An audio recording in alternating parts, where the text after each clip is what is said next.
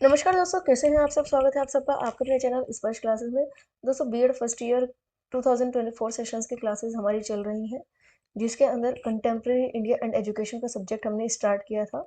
हमने अभी तक मेकाले, वुड और बाकी टॉपिक्स को कवर किया है और आज की थर्ड क्लास में हम कवर करने जा रहे हैं हंटर कमीशन। हंटर कमीशन क्या है, इम्पोर्टेंट है लॉन्ग क्वेश्चन के लिए। ठीक है, तो क्या है हंटर कमीशन, इसके क्या क्या सजेशंस थे, डिटेल में हम यहाँ पे डिस्कस करने वाले हैं।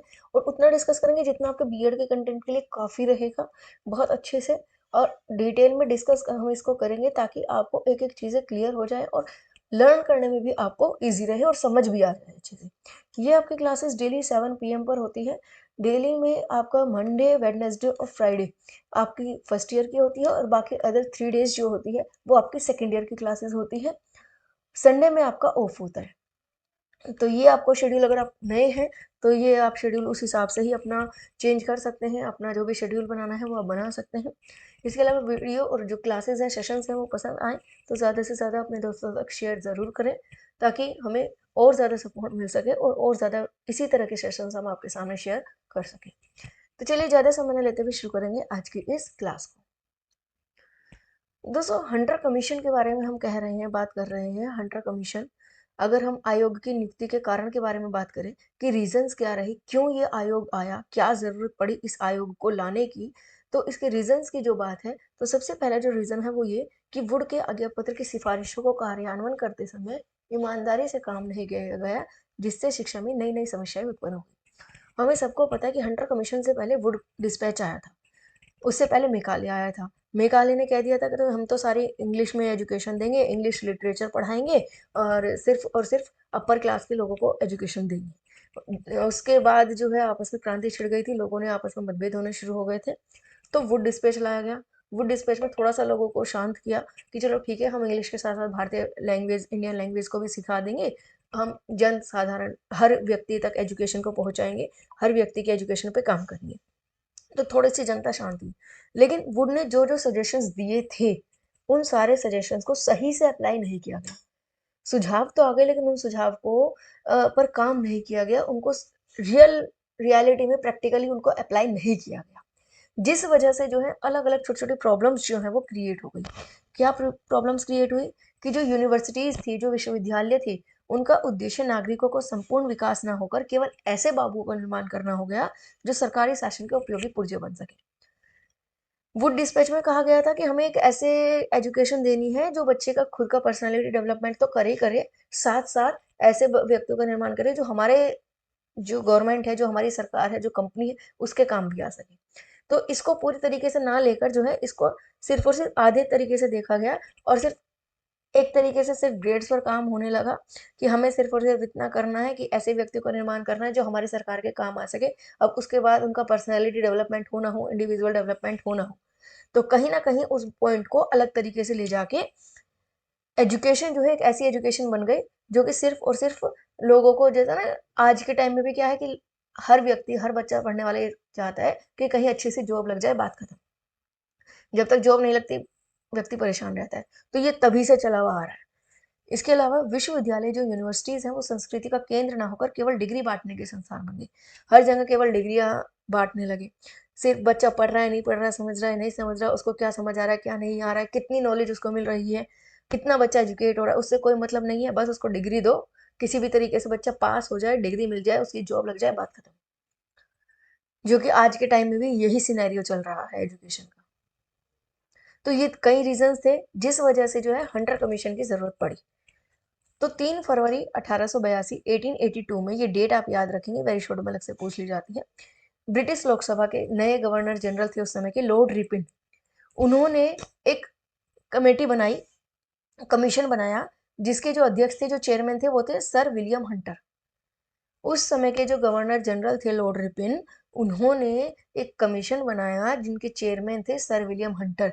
अब क्योंकि चेयरमैन हंटर थे, इसीलिए इन्होंने जो रिपोर्ट प्रेजेंट की थी उस रिपोर्ट को हंटर कमीशन कहा जाता है ना, हंटर कमीशन, क्योंकि इनके जो चेयरमैन थे वो हंटर थे। अब ये जो कमीशन है इसको भारतीय शिक्षा आयोग भी कहा जाता है। ये चीज बहुत ध्यान रखने वाली बात है आपको कि जो आपका हंटर कमीशन है, इसका कलर चेंज कर लेते हैं पेन का। देखिए, जो आपका हंटर कमीशन है, इसको जो है, ये क्या हो गया, एक सेकंड, हाँ, इसको जो है भारतीय शिक्षा आयोग, इंडियन एजुकेशन कमीशन भी कहा जाता है। तो अगर कहीं आपके एग्जाम में आपसे पूछने लगे भारतीय शिक्षा आयोग क्या है, उसके बारे में बताइए, इंडियन एजुकेशन कमीशन के बारे में बताइए, कंफ्यूज नहीं होना, आपको हंटर कमीशन के बारे में ही कहा गया, पूछा गया है, वही बताना है। हंटर कमीशन का ही दूसरा नाम है इंडियन एजुकेशन कमीशन। ठीक है, तो ये आपको पता होना चाहिए। अब इस कमीशन के अंदर, इस आयोग के अंदर 30 मेंबर्स थे, जिनमें से जो 7 मेंबर थे वो इंडियंस थे, इंडियन रिप्रेजेंटेटिव्स थे। आप देख सकते हैं 30 में से कुल 7 व्यक्ति जो थे वो भारतीय थे। सैयद महमूद गुलाम, भूदेव मुखर्जी, आनंद मोहन बोस, केटी तेलंग, पी रंगनंद, मुदालियार महाराजा जितेंद्र टैगोर और संचालक श्री बी एल राइस। ये 7 व्यक्ति जो थे वो इंडियन थे, बाकी सब जो थे वो कौन थे, वो ब्रिटिश शासन के ही व्यक्ति थे, फॉरनर्स थे। आई होप ये चीज आपको क्लियर आ रही होगी, समझ आ रही होगी। सेशंस आपको पसंद आ रहे हैं तो ज्यादा से ज्यादा शेयर जरूर करें। साथ ही आपको नेक्स्ट किस टॉपिक पर वीडियो चाहिए कमेंट करके जरूर बताइए। आगे बढ़ते हैं, आयोग के उद्देश्य और कार्यक्षेत्र, objectives and scopes of the commission. Objective scope की जब बात आई, जब कमीशन नियुक्त किया गया, तब उस समय लॉर्ड रिपन ने क्या कहा, कमीशन बना दिया, आयोग बना दिया, और आयोग को एक, क्या कहते हैं ना कि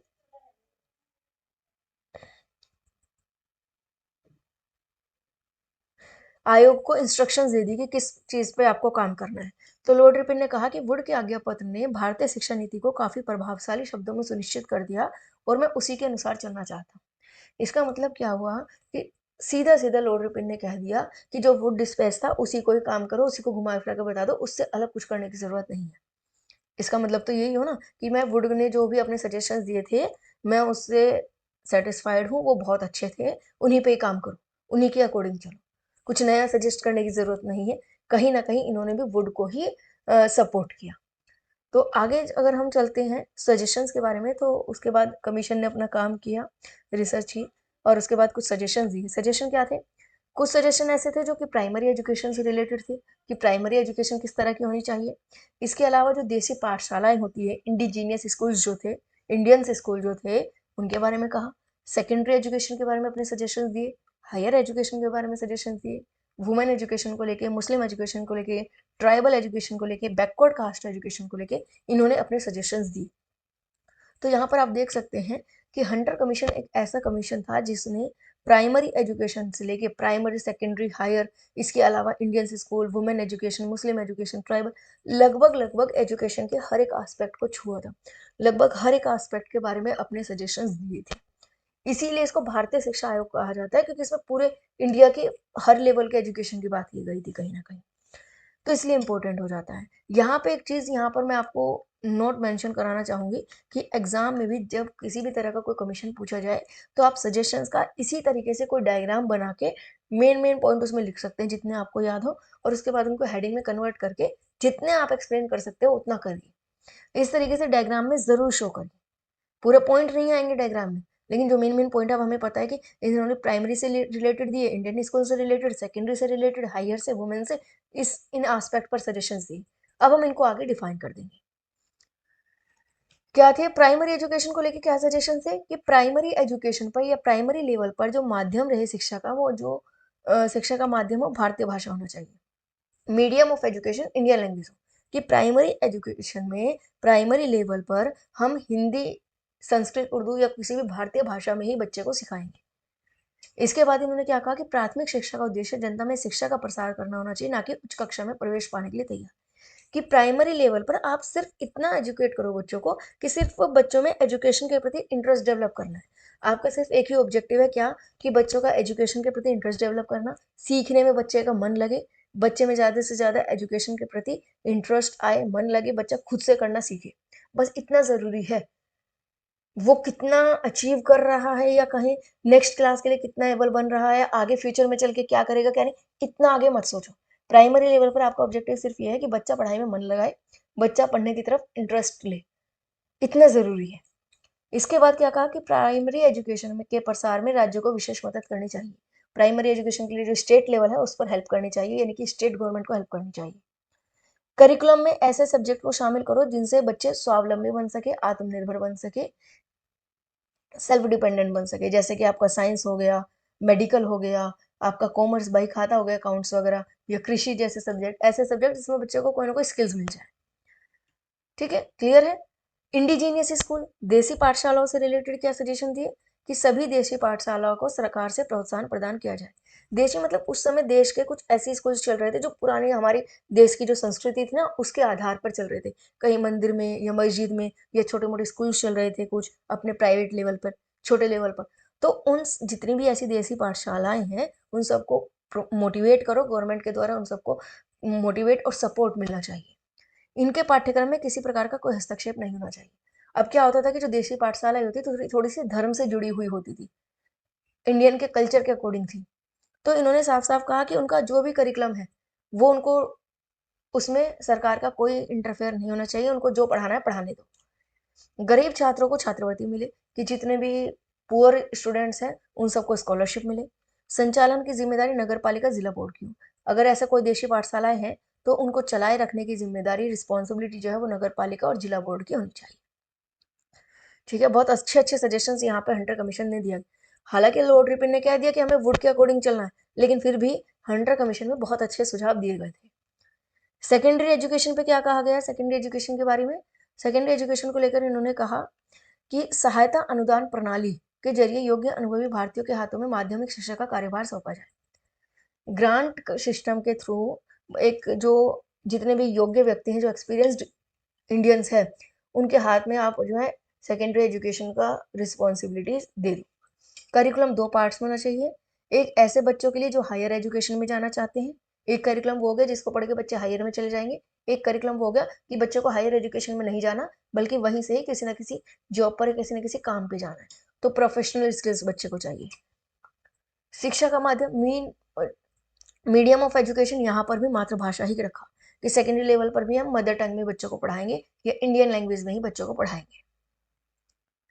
हायर एजुकेशन के बारे में इन्होंने क्या कहा कि उच्च शिक्षा का विकास करने के लिए हर संभव प्रयास करने चाहिए, कि हायर एजुकेशन को जितना ज़्यादा से ज़्यादा डेवलप कर सकते हैं हमें कोशिश करनी चाहिए।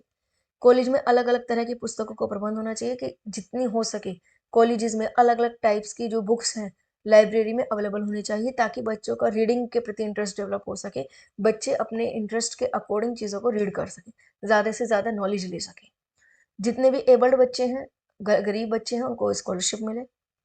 तो ये सारे सजेशंस दिए गए थे। अब आप देख सकते हैं कि कितना अच्छा कमीशन आया। मेघालय बोर्ड के बाद एक हंटर कमीशन था जिसने कुछ प्रैक्टिकल और अच्छे सजेशंस दिए थे। हाँ, भले भले ही बनाते समय लॉर्ड रिपन ने कह दिया कि हमें तो वुड के अकॉर्डिंग चलना है, लेकिन फिर भी बहुत अच्छे सजेशंस इसमें दिए गए थे। तो अब इसके गुण दोष के बारे में बात कर लेते हैं, मेरिट्स डिमेरिट्स की बात कर लेते हैं। मेरिट्स के अंदर पाठ्यक्रम में व्यवहारिक और व्यावसायिक विषयों को स्थान दिया गया, अच्छी बात है कि प्रैक्टिकल सब्जेक्ट्स लिए गए, प्रोफेशनल स्किल्स पर फोकस किया गया।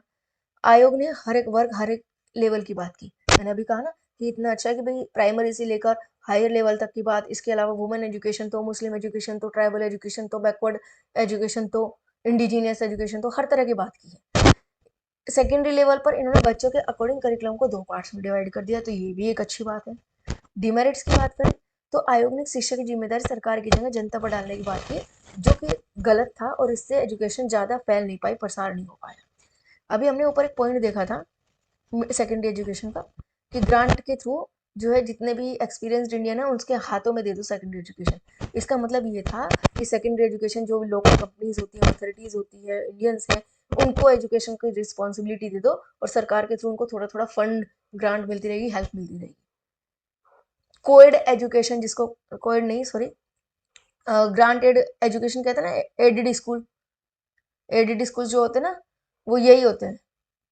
क्या होता है उनमें कि ग्रांट के थ्रू कुछ फंड वगैरह मिलता रहता है, बाकी जिम्मेदारी उसमें क्या करिकुलम होना, कैसा होना है, कहीं ना कहीं वो प्राइवेट की तरह से हो जाते हैं, पूरी तरीके से गवर्नमेंट कॉलेजेस वो नहीं होते।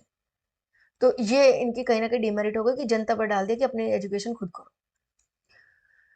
आई होप ये चीज़ आपको क्लियर हो गई होगी। यहाँ पर बहुत ज़्यादा डिटेल में या बहुत टाइम लगा के एक ही चीज़ को बार बार खींचकर यहाँ पर नहीं बताया जा रहा, कोशिश की जा रही है कि टॉपिक को कम से कम शब्दों में बहुत अच्छे से एक्सप्लेन कर दिया जाए, ताकि आपको कम समय में ज़्यादा नॉलेज मिल सके। तो वीडियो शॉर्ट रहेंगी लेकिन नॉलेज आपकी बहुत सुपीरियर यहाँ पर मिलने वाली है, बीएड के लिए स्पेशली। तो आई होप आपको ये सेशंस पसंद आ रहे होंगे। आगे अगर आप कंटिन्यू रखना चाहते हैं तो कमेंट करके ज़रूर बताइए। लाइक करिए सेशंस को, ज़्यादा से ज़्यादा शेयर करिए। आज के लिए बस इतना ही, मिलते हैं नेक्स्ट सेशन में। आज के लिए धन्यवाद।